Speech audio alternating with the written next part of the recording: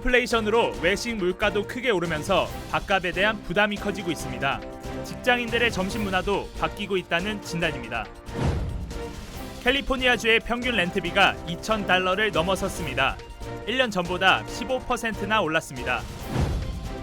사우디아라비아가 후원하는 리브 골프 대회에 대한 논란이 커지고 있습니다. 일부 선수들이 돈 때문에 참가했다는 비난이 이어지는가 하면 사우디아라비아의 여성 인권 보장을 요구하며 대회를 개최하지 말아야 한다는 목소리도 나오고 있습니다. 캘리포니아와 미 남서부 지역에 폭염주의보가 발령됩니다. 일부 지역은 이번 주말 최대 110도가 넘을 것으로 예상돼 주의가 요구됩니다. 여러분 안녕하십니까? 6월 9일 첫 소식입니다. 끝없이 치솟는 물가에 외식도 부담되는 요즘입니다. 특히 밖에서 점심을 사 먹어야 하는 직장인들도 부담이 가중되고 있는데요. 외식 물가가 오르면서 집밥이나 도시락을 먹는 사람들이 늘고 팀 문화도 바뀌고 있습니다. 여준호 기자의 보도입니다. 점심 한 끼에 $15가 넘는 고물가 시대. 팁과 텍스까지 합하면 $20를 훌쩍 넘어갑니다. 식자재 가격과 인건비 상승으로 식당들도 어쩔 수 없다는 입장이지만 대부분 점심을 사 먹어야 하는 직장인들에겐 지갑을 여는 게 고민스러울 정도로 부담입니다. 적어도 한 30%는 오르는 것 같아요. 집에서 많이 드시는 분들도 있고요. 근데 집에서 먹어도 어차피 마켓에서도 물값이 올랐기 때문에 좀 안타깝지만 어쩔 수 없는 것 같아요. 최근엔 비싼 점심값을 빗대 런치와 인플레이션을 결합한 런치플레이션이란 신조어까지 생겼습니다. 아예 외식을 포기하고 봉쇄 조치가 이어지던 팬데믹 초기 때처럼 다시 집밥이나 도시락을 애용하는 서민들도 늘었습니다. 옛날에는 10불 선에서 먹던 거 지금 아마 텍스까지 내고 팁 그정 에다 하고 보면 한 17불 선까지 되더라고. 물론 그 돈을 많이 벌어야 되는데 나이 들어가지고. 가뜩이나 얇아진 지갑 사정에 식비까지 늘어나다 보니 팀 문화도 바뀌고 있습니다. 신용카드 정보업체 크레딧카드가 2,600여 명을 대상으로 미국 내 식당의 팁 문화에 관한 설문조사를 진행한 결과 식당에서 항상 팁을 준다라고 응답한 비율은 73%로 지난 2019년 조사에 비해 4%나 줄었습니다. 경제 사정이 어려워지면서 팁도 크게 줄고 있는 겁니다. 가솔린 가격부터 의류비, 보육비 등 모든 비용이 높아지고 있는 가운데 기본적인 밥값마저 멈출 줄 모르고 오르면서 서민들의 실질 소득은 점점 줄어들고 있습니다. MBC 뉴스 여준호입니다. 캘리포니아주의 대도시 21곳의 5월 평균 렌트비가 $2,000를 넘어섰습니다. 부동산 정보업체 아파트먼트 리스트에 따르면 LA를 포함한 대도시 21곳의 평균 렌트비는 $2,067로 조사됐습니다. 이는 지난해 같은 달과 비교해 $300 오른 수준입니다. 가장 많이 오른 지역은 얼바인으로 $3,000로 집계됐고 테미큘라가 $2,800, 헌팅턴 비치가 $2,650로 뒤를 이었습니다. LA의 경우 원베드가 $1,700, 투베드의 경우는 $2,200로 1년 전보다 15% 올랐습니다. 역대급 인플레이션이 계속되면서 세계 각국 중앙은행이 빠른 속도로 금리를 인상하는 가운데 유럽중앙은행이 다음 달 기준금리를 올리기로 했습니다. 유럽중앙은행이 기준금리를 인상하는 건 11년 만에 처음입니다. 임소정 기자입니다. 유럽중앙은행 ECB가 다음 달 기준금리를 0.25%포인트 올리기로 했습니다. 11년 만에 처음 있는 인상입니다. ECB는 지난 2016년 기준금리를 0%로 낮춘 이후 6년 동안 유지해 왔습니다. ECB는 중기 물가 상승 전망이 지속되거나 악화한다면 9월 회의에서 더 큰 폭의 인상도 적절할 것이라고 언급해 0.5%포인트 인상 가능성도 열어뒀습니다. High inflation is a major challenge for all of us. The Governing Council will make sure that inflation returns to our 2% target over the medium term. 크리스틴 라가르드 ECB 총재는 우크라이나 전쟁 등의 영향으로 에너지와 식품 가격이 상당히 올랐다면서 물가 상승 압력이 광범위해지고 있다고 밝혔습니다. 이에 따라 물가 상승률 전망치를 올해 6.8%, 2023년 3.5%로 상향 조정했습니다. 반면 실질 경제 성장률 전망치는 올해 2.8%, 2023년 2.1%로 하향 조정했습니다. 한편 앞서 미국 연방준비제도도 지난달 기준금리를 2000년 이후 가장 큰 폭인 0.5%포인트 인상했습니다. 영국 영란은행은 이번 달까지 4차례에 걸쳐 주요 금리를 1%까지 올리는 등 약 50여 개 국가은행들이 기준금리를 올렸습니다. 금리 인상 소식에 글로벌 긴축 우려가 강화되면서 뉴욕 증시와 유럽 증시는 일제히 하락했습니다. MBC 뉴스 임소정입니다. 사우디아라비아가 후원하는 리브 골프 대회에 PGA 거물급 선수들이 출전해 논란이 되고 있습니다. 사우디 국부 펀드의 지원을 받아 개최되는 리브 골프 인비테이셔널 시리즈는 오늘부터 오는 11일까지 런던의 센츄리온 골프장에서 PGA 투어 통산 상금 랭킹 2위 필 미켈슨과 3위 더스틴 존슨, 케빈 나 등 48명이 출전합니다. 특히 필 미켈슨은 PGA 투어 회원 자격까지 반납하고 리브 골프 대회로부터 $3,000만 계약금을 받은 것으로 알려져 일각에서는 돈 때문에 대회에 참가했다는 비난이 일고 있습니다. But again, I love this game of golf. I've seen the good that it's done, and I see the opportunity for LIV Golf to do a lot of good for the game throughout the world, and I'm excited to be a part of this opportunity. 리브 골프 대회는 총 상금 $2,000만, 개인전 우승자에게 $400만 최하위권 선수에게는 상금 $120만 부여됩니다. 리브 골프 인비테이셔널 시리즈는 10월까지 총 8개 대회를 영국과 미국, 태국, 사우디아라비아 등에서 개최할 예정입니다. 한편 여자 골프 전설 캐리앱 선수는 골프 채널에 출연해 사우디아라비아의 여성에 대한 반인권 행위를 보면서 그들을 지지해서는 안 되고 LPGA도 비슷한 사태가 발생할 수 있다고 우려하면서 비판의 목소리를 높였습니다. 내일부터 캘리포니아를 비롯한 미 남서부 지역에 폭염주의보가 발령됩니다. 국립기상국은 주민 3천만 명 이상이 거주하는 캘리포니아 중부 지역과 텍사스주 남부 지역 그리고 네바다와 애리조나주 등 남서부 지역에 화씨 90도에서 110도가 넘는 폭염이 주말 내내 이어질 것으로 예상된다며 주의를 당부했습니다. 이와 관련해 세크라멘토 기상국은 엔텔로밸리 등 남가주 일부 지역의 온도가 내일 최대 105도까지 이를 것으로 전망된다며 가급적 야외 활동을 피하고 특히 폭염이 절정을 이룰 낮 시간대에는 외출을 자제할 것을 조언했습니다. 한편 전문가들은 오는 13일부터 기온이 점차 내려가면서 정상 기온을 되찾을 것으로 전망했습니다. 캘리포니아주의 극심한 가뭄과 물 부족 현상으로 고추 생산에 차질이 빚어지면서 스리라차 품귀 현상이 우려되고 있습니다. 미국 후이퐁 푸주사는 제품 원재료인 할라피뇨 고추의 작황 부진으로 수급이 어려워지면서 여름까지 생산을 중단한다고 밝혔습니다. 이로 인해 스리라차 핫칠리 소스와 칠리 갈릭, 산발 올렉 등 3가지 종류의 생산이 중단됩니다. 후이퐁 푸주는 지난 4월 19일 고객들에게 발송한 이메일을 통해 기상 여건 악화로 주재료인 고추의 품질에 문제가 생겨 심각한 수급난에 직면했다고 전했습니다. 회사 측은 현재 통제할 수 없는 상황이고 필수 재료 없이는 제품을 만들 수 없다며 모든 주문은 9월 6일 이후 순차적으로 출고할 것이라고 덧붙였습니다.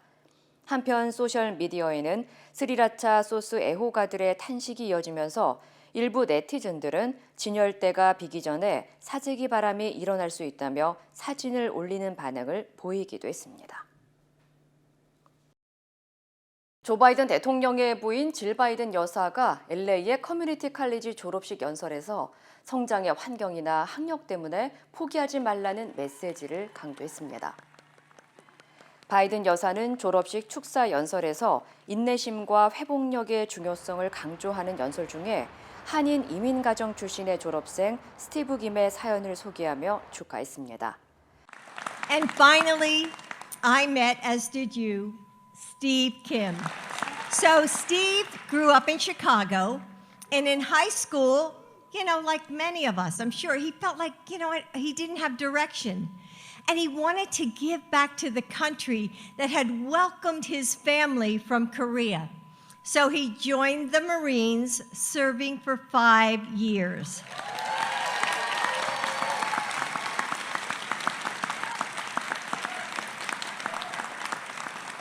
After a deployment in Afghanistan, he was diagnosed with PTSD, but he didn't let that define him.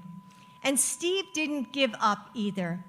He found treatment, he enrolled here at LACC, and connected with the Veteran Resource Center. 또 졸업식에 다른 참전 용사나 군인 가족이 있냐고 물은 뒤 여러분의 봉사와 희생에 감사하다고 전했습니다. 바이든 여사는 인내심과 회복력에 대한 이야기들은 새로운 영감을 불러일으킨다며 어떤 도전에 직면할 때 필요한 교훈이 되고 여러분이 어디에서 왔는지 절대 잊지 말라고 격려했습니다. 바이든 여사는 현재 미국 버지니아주 노던 버지니아 커뮤니티 칼리지에서 영어 교수로 재직 중입니다. LA 시장 예비선거에서 1위를 차지한 리 카루소 후보가 한인 커뮤니티의 지지에 감사의 뜻을 전했습니다. 리 카루소 LA 시장 후보는 오늘 LA 시장 예비선거 후 첫 번째 공식적인 일정으로 LA 한인타운을 방문해 한인 사회의 지지와 성원을 잊지 않을 것이라고 말하며 LA시의 최대 현안인 노숙자 문제와 치안 문제를 반드시 해결할 것이라고 다시 한번 강조했습니다. I want to go out and I want to sit with them and just say thank you. And that's what really I wanted to do today. And we don't need to study the problems anymore. We're living with the problems. Yes. We know the problems. Yes. Right? Yeah. They're fixable. Yeah. Let's just get together and go fix it. So Men of that's what action. motivated me to run. 한편 리 카루소 후보는 오늘 11월 열리는 중간선거에서 예비선거 2위를 기록한 캐런 베스 후보와 맞붙을 예정입니다. 페이스북과 인스타그램을 운영하는 메타 플랫폼이 일리노이주와 텍사스주 등 8개 주의 청소년 이용자와 부모로부터 소송을 당했습니다. 블룸버그 통신에 따르면 소송을 제기한 청소년과 학부모들은 소장을 통해 SNS가 알고리즘을 이용해 청소년들이 집착하도록 만들고 삶까지 망가뜨렸다고 밝혔습니다. 또 이로 인한 정신적 고통을 비롯해 삶의 즐거움 상실, 그리고 불면증과 섭식장애 등 의료비 지출 등의 피해를 입었다면서 금전적 보상도 요구했습니다. 소송을 제기한 사람들 가운데 일부는 SNS에 중독 증세를 보이다 스스로 목숨을 끊은 청소년들의 부모도 포함된 것으로 알려졌습니다. 한편 메타 측은 이번 소송과 관련한 입장을 아직 밝히지 않은 상태입니다. 일본이 6년 만에 유엔 안전보장이사회 비상임 이사국에 선출됐습니다. 안보 이슈를 두고 일본이 국제 무대에서 강한 목소리를 낼 수 있게 된 건데 일본에게 외교적 성과라는 평가와 함께 우려의 목소리도 나옵니다. 워싱턴에서 왕종명 특파원입니다. 유엔 총회가 투표를 벌여 일본의 안전보장이사회 비상임 이사국 선출을 결정했습니다. 일본은 아시아 태평양 지역에서 단독 후보로 나섰는데 193개 회원국 중 184표를 얻어 3분의 2 찬성 기준을 넘었습니다. 일본이 안보리의 비상임 이사국에 선출된 것은 6년 만이자 12번째로 유엔 회원국 중 최다 기록입니다. 안보리는 거부권을 가진 5개 상임 이사국과 2년마다 바뀌는 10개 비상임 이사국으로 구성되는데 매년 투표를 통해 결정합니다. 안보리에 진출한다는 것은 국제사회 안보와 평화 이슈를 두고 제 목소리를 강하게 낼 수 있다는 점에서 외교적인 성취로 평가됩니다. 일본은 당장 북한의 무력 도발이나 러시아의 우크라이나 침공에 책임을 묻기 위한 안보리 주요 결정에 중국과 러시아가 번번이 거부권을 행사해 무력화하는 상황에서 안보리의 개혁이 필요하다고 주장했습니다. Serious aspects on how the current Security Council should be. So we're going to make effort on that, including the situation of the North Korea. 일본은 이와 별도로 미국의 지지를 등에 업고 비상임이 아닌 상임 이사국 진출도 공개적으로 추진하고 있다 보니 일본이 평화를 명분 삼아 국제사회에서 군사 안보적 지분을 키우려 한다는 우려도 나오고 있습니다. 워싱턴에서 MBC 뉴스 왕종명입니다. 메릴랜드 서부 지역에서 또 총격 사건이 발생해 3명이 숨졌습니다. 경찰에 따르면 메릴랜드 서부 워싱턴 카운티의 스미스버그 산업시설에서 총격 사건이 발생해 최소 3명이 숨지고 경찰 1명이 다쳤습니다. 부상을 당한 경찰은 용의자를 쫓는 과정에서 어깨에 총상을 입은 것으로 알려졌습니다. 현재 용의자의 상태는 정확히 알려지지 않은 가운데 경찰은 이번 사건과 관련해 더 이상 지역 사회에 위협이 될 만한 점은 없다면서 사건 경위를 조사한 후 구체적인 정보를 제공할 것이라고 밝혔습니다. 사건이 발생한 스미스버그는 인구 3,000명이 거주하고 있는 작은 소도시로 알려졌습니다. 미 국방부와 정보기관에 이어서 연방항공우주국 나사도 미확인 비행물체 UFO의 실체 규명에 나섭니다.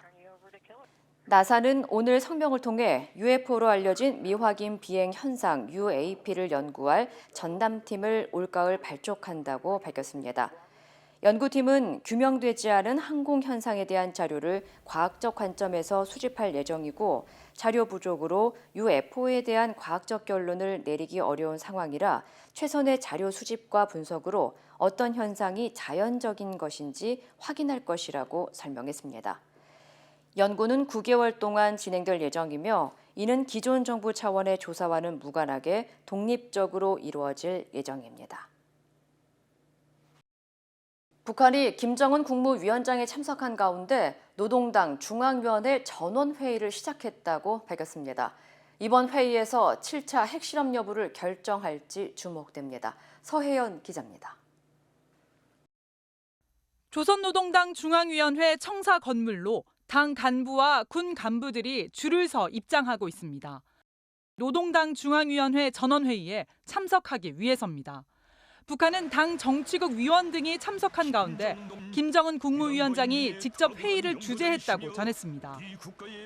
김정은 동지께서 회의를 사회하셨습니다. 전원회의는 상정된 토의 의정들을 일치 가결로 승인했습니다. 당 전원회의는 북한이 정책 노선을 결정하는 주요 회의체로 앞서 북한은 일련의 중요 문제들을 결정할 것이라고 밝힌 바 있습니다. 이번 회의에서 7차 핵실험 실행에 대한 결정을 내릴지 관심이 집중되고 있습니다. 지난 2017년 9월 6차 핵실험 당시에도 당 정치국 상무위원회에서 핵실험 진행에 대한 결정서를 채택한 뒤 핵실험에 나섰습니다. 김정은 시대 들어와서 모든 중요 결정에 있어서 당의 그 권위를 가진 회의체에서 하는 사례가 많았고 7차 핵실험도 당 전원회의에서 결정되지 않을까. 회의는 이번 주말까지 이어질 것으로 예상되는데 내부 선전 효과를 높이기 위해 회의 도중이나 회의를 마친 뒤 핵실험을 단행할 가능성도 배제할 수 없습니다. 현재 풍계리 핵실험장은 갱도 복구와 내외부 장비 연결 등 대부분 준비를 마치고 갱도 되메우기 등 일부 작업만 남은 것으로 보이는 가운데 우리 군 당국은 핵실험에 대한 대비 태세를 유지하고 있다고 밝혔습니다. MBC 뉴스 서혜연입니다. 이명박 전 대통령이 사면될 가능성에 힘이 실리고 있습니다. 윤석열 대통령은 20년 수감 생활은 맞지 않는다며 사면 의지를 내비쳤는데 민주당은 반대 입장을 분명히 했습니다. 이정은 기자입니다. 이명박 전 대통령의 사면에 대해 말을 아꼈던 윤석열 대통령. 글쎄요, 거기에 대해서는 지금 언급할 문제는 아니라고 생각합니다. 그런데 대답이 사뭇 달라졌습니다. 전직 대통령들의 예를 언급하며 사면 가능성에 힘을 실은 겁니다. 그럼 20몇 년을 수감 생활을 하게 하는 건 안 맞지 않습니까? 과거의 전례에 비추어서라도. 네. 국민의힘 지도부도 국민통합과 이 전 대통령의 건강 문제를 이유로 연일 사면론에 불을 지피고 있습니다. 모든 정권이 집권 1년차 8.15 때 국민 대통합 사면을 대체적으로 실시했습니다. 권성동, 장제원 의원 등 대통령의 핵심 측근 그룹인 이른바 윤핵관들이 대부분 친이명박계 인사들인 점도 사면 추진의 동력이 되고 있습니다.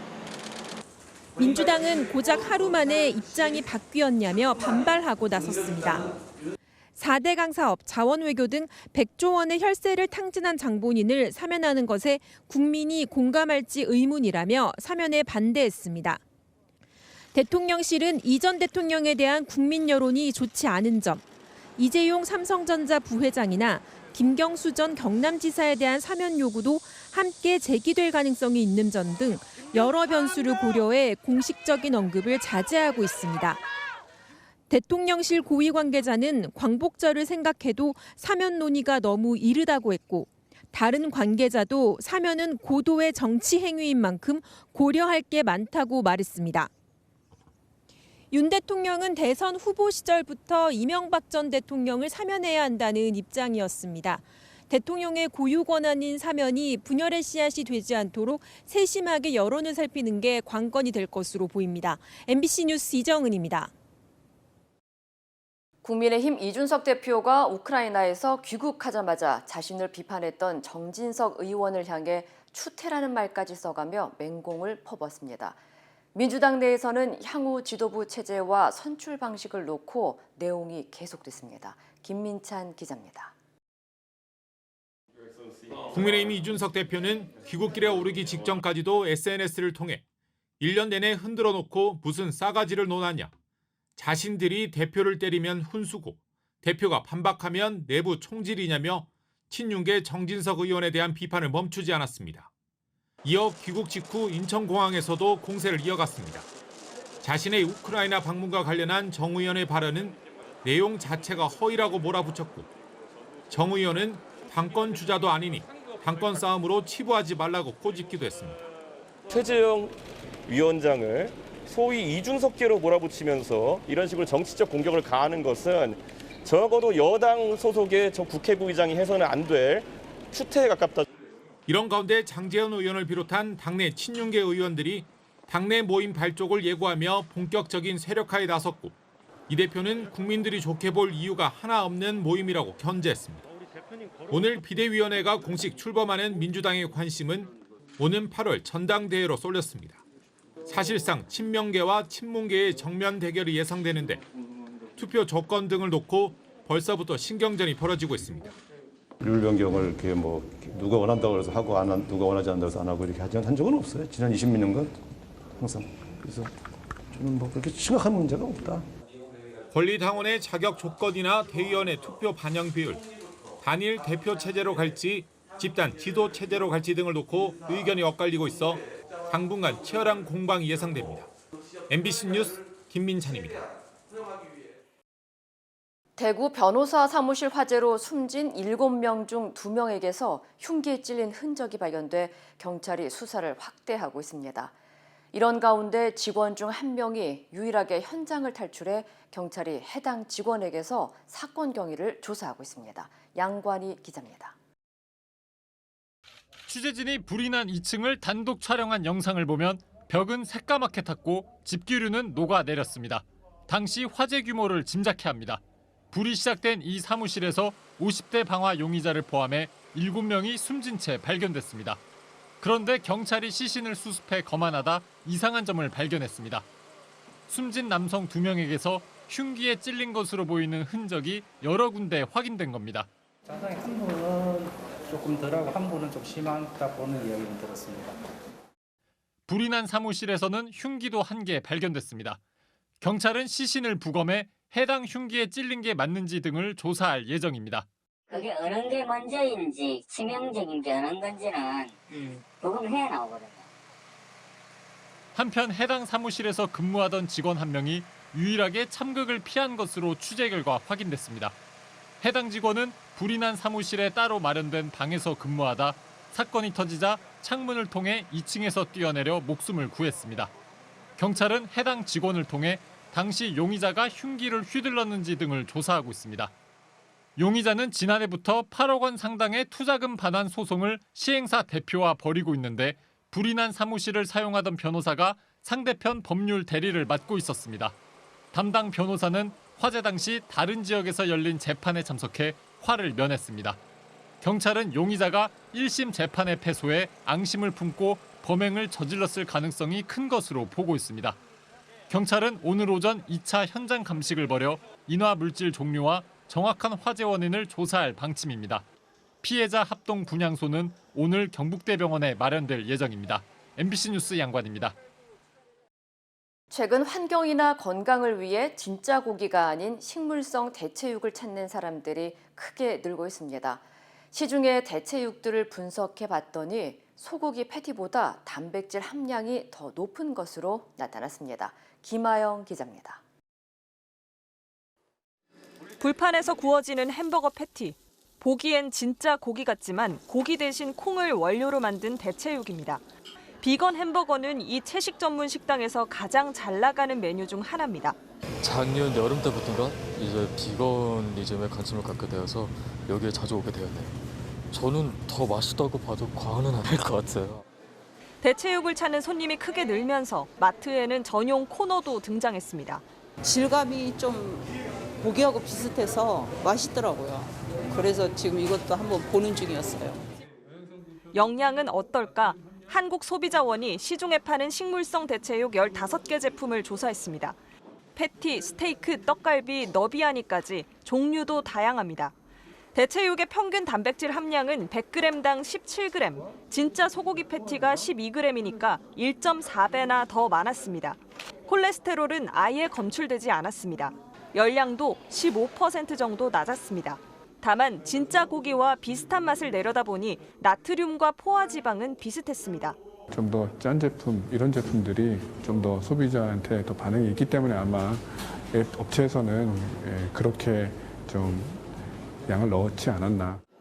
동물성 단백질과 식물성 단백질은 둘 다 우리 몸에 필요합니다. 소화는 동물성 단백질이 더 잘 된다고 합니다. 국내 대체육 시장은 아직 200억 원 정도에 불과하지만 2040년이 되면 대체육이 전 세계 육류 시장의 60%를 차지할 거라는 전망도 나와 있습니다. MBC 뉴스 김아영입니다. 도네츠크 인민공화국 법원이 우크라이나군에 합류해 전투에 참여했다가 포로가 된 영국인 2명과 모로코인 1명에게 사형을 선고했습니다. 관련 소식 전해드립니다.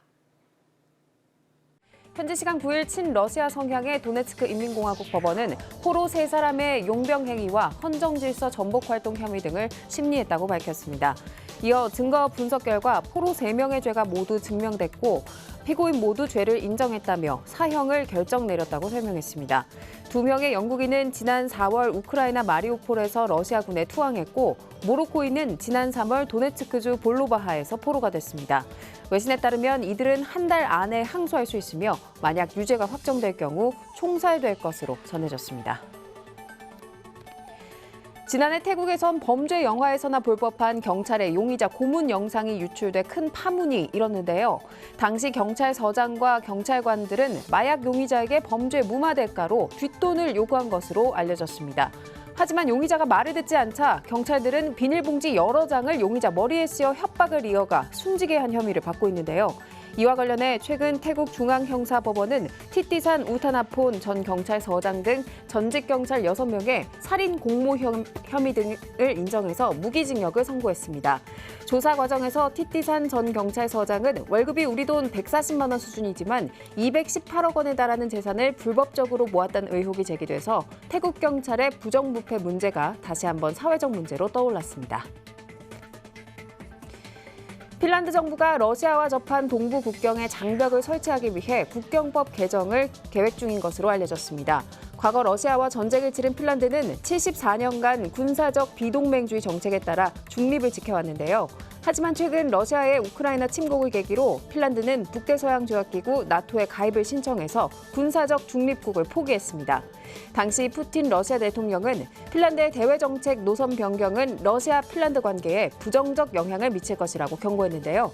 핀란드의 이번 장벽 설치 계획은 향후 있을 수 있는 러시아의 위협에 대한 대비를 강화하려는 조치로 풀이됩니다. 이 시각 세계입니다. 인터넷과 SNS에서 화제가 된 소식들 알아보는 투데이 와글와글입니다.